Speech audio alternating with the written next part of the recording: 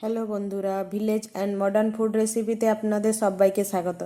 আজকে আমি রান্না করে দেখাবো উচ্ছে আলুর তরকারি। উচ্ছে আমাদের শরীরের পক্ষে অনেক উপকার, তেতো রয়েছে, তাই স্কিনের প্রবলেম অনেক দূর করে। তো এখানে আমি কথা না বাড়িয়ে শুরু করা যাক আজকের রেসিপিটি। প্রথমে নিয়ে নেব আমি পেঁয়াজ কুচি, একটা বড় সাইজের পেঁয়াজ। আলুকে এইভাবে আমি কুচিয়ে নিয়েছি। উচ্ছেকেও আমি অর্ধেক করে এইভাবে কুচিয়ে নিয়েছি। নিয়ে নিচ্ছি 1 চামচ হলুদ গুঁড়ো, 1 চামচ লঙ্কা গুঁড়ো, 1 চামচ ধনে জিরে পাউডার এবং স্বাদ মতো নুন। প্রথমে কড়াইয়ে তেল নিয়ে নেব। তো উচ্ছেকে আমি এখানে ভেজে নিচ্ছি, এর তেতো ভাবটা সামান্য দূর করার জন্য। আর আপনারা যদি তেতোটা পছন্দ না করেন একদমই, তো নুন দিয়ে প্রথমে চটকে নেবেন উচ্ছে ধুয়ে রাখার পরে। তো একদমই তেতো ভাবটা নষ্ট করে দেয়। দুটো প্রসেসেই তেতো ভাবটা দূর করা যায়। তো এতে সামান্য তেতো ভাব থাকবে তেলে ভেজে নিলে। তো আমি এটা সামান্য তেলে ভেজে নিচ্ছি। 1 চামচ নুন দিয়ে দেব।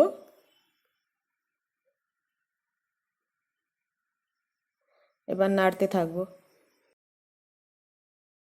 খুব বেশি আমি এটা ভেজে নেব না, হালকা একটু লাল করে নেব। তো আমার এটা হালকা লাল হয়ে এসেছে।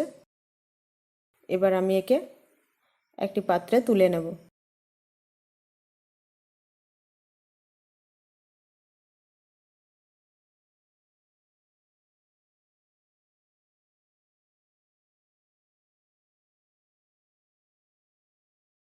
পাত্রে তুলে নিয়ে এটা অন্য সাইডে রেখে দিচ্ছি। এরপর ওই তেলে আরেকটু তেল অ্যাড করে কড়াইয়ে আমি পেঁয়াজ কুচি নিয়ে নিচ্ছি। পেঁয়াজ কুচি আমার হালকা ব্রাউন হয়েছে, ওতে আমি লঙ্কা গুঁড়ো দিয়ে দিচ্ছি। দিয়ে এবার নাড়তে থাকবো। সামান্য জল দিয়ে দেবো যাতে জ্বলে না যায় পেঁয়াজটা আমার। এরপর একটা একটা করে মশলা আমি এতে দিয়ে দেব।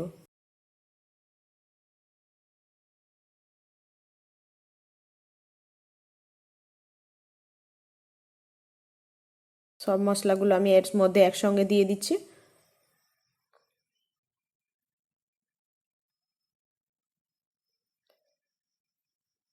দিয়ে আমি মশলাটা নাড়তে থাকবো।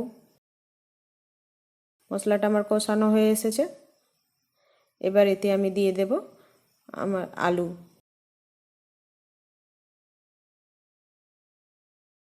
আলু দিয়ে একটু সামান্য সামান্য টাইম আমি কষতে থাকবো।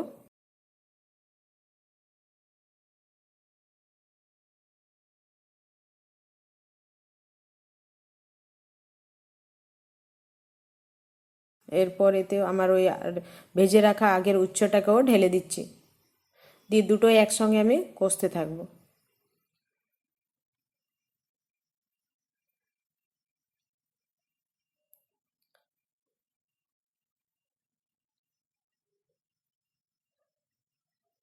কষানোর পর এতে আমি জল দিয়ে দেব 1 কাপ পরিমাণ,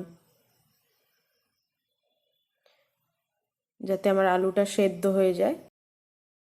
এবার ঢাকনা দিয়ে আমি এটাকে ঢেকে দেব 5 মিনিটের জন্য। এটা রান্না হতে বেশি সময় লাগে না।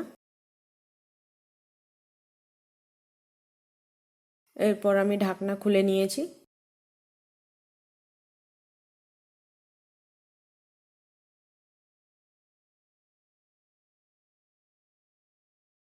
আমার সব কিছু সেদ্ধ হয়ে গেছে। এবার এর জল নাড়িয়ে নাড়িয়ে এর জলটাকে শুকনো করব।